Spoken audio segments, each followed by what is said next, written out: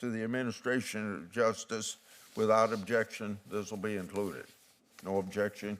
Go ahead, Senator Britt.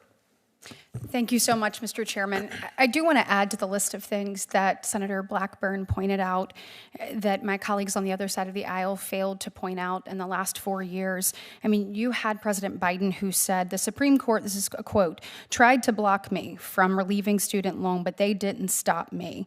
I'm going to keep going. I just relieved student debt for over 5 million Americans after the Supreme Court had said something totally different. Additionally, we can't forget that at the end of his term, he tried to add an amendment to the U.S. Constitution. So in addition to the list she gave, there are much more examples. Look, I want to turn first to Mrs. Slater and to both of you. Congratulations on your nomination and welcome to your family. I know that y'all are very proud to have them in this position and their willingness to serve the country. Sitting up here, I can tell you it's not just you that serves, it's your entire family. So thank you for your willingness to be a part of this. Ms. Slater, look, I really enjoyed our conversation. I want to touch on an issue that we did discuss in our meeting. As the daughter of 2 small business owners, I constantly look at what's happening in our country and think, how does this affect the little guy? How do we make sure that Main Streets can thrive? And even in a place like our defense community or our shipbuilding community, where it's been declassified that China can build ships at 232 times the speed of America, making sure that our small businesses, our entrepreneurs have an opportunity to thrive and create and innovate, not only living their American dream, but providing such an important pillar of our entire society, I think is really important. I'd like to know, how do you view the Antitrust Division's role with respect to ensuring that these small businesses and entrepreneurs can thrive and compete in today's economy? Well, thank you for the question, Senator. I really did enjoy visiting with you as well. And thanks for your kind words about families. It's very important. In broad strokes, the role of the Antitrust Division, if done right, is to keep markets competitive. And if we can do that, and if we can play a role in ensuring that, because markets are competitive, the barriers to entry are relatively low, and there's opportunities for small businesses to enter, to scale up if they're online, to expand if they're brick and mortar, then that's a really important function that we can serve in that regard. Absolutely, and do I have your commitment to continue to look for ways to ensure that those barriers are removed and so people can be a part of the American dream? Yes, Senator. Thank you. Mr. Blanche, I'd like to begin with an issue we also discussed and one that I discussed with Attorney General Bondi during her hearing, and that is the Executive Office of Immigration Review. And obviously that oversees our nation's immigration courts and is housed at DOJ. As I mentioned during Attorney General Bondi's hearing, during the Biden administration, the court backlog grew from 1.4 million in FY21 all the way to 3.5 million in FY24.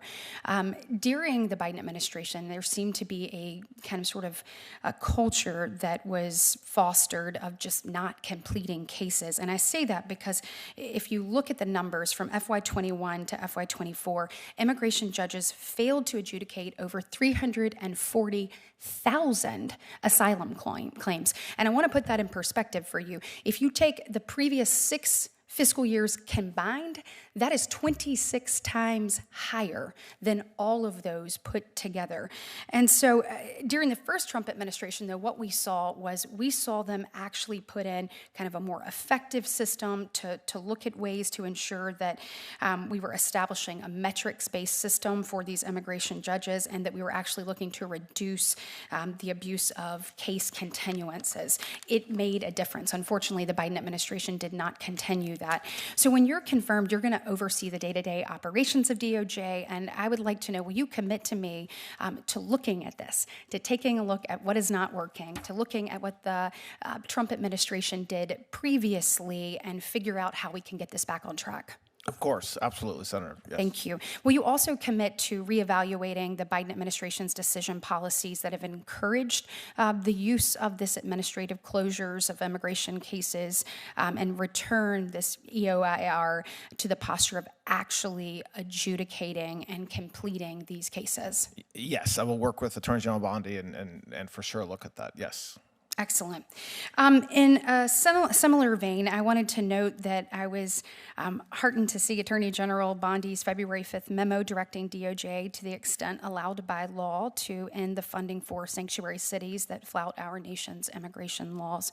The memo also stated that DOJ will take appropriate legal action to challenge sanctuary jurisdictions, the laws, the policies, and the actions around our country. These sanctuary jurisdictions and their reckless policies undermine the safety of all Americans, and they have no business receiving taxpayer dollars and should be held accountable for their decisions to violate the law.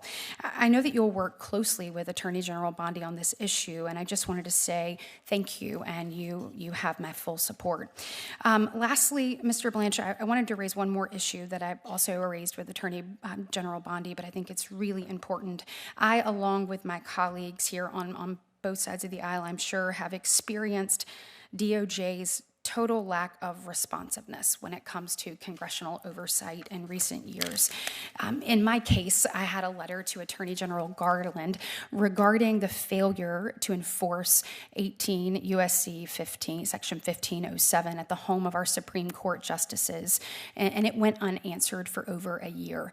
As you remember, after the leaked Dobbs decision, they allowed them to picket and parade, which 1507 says you absolutely cannot do with the intent to influence an outcome.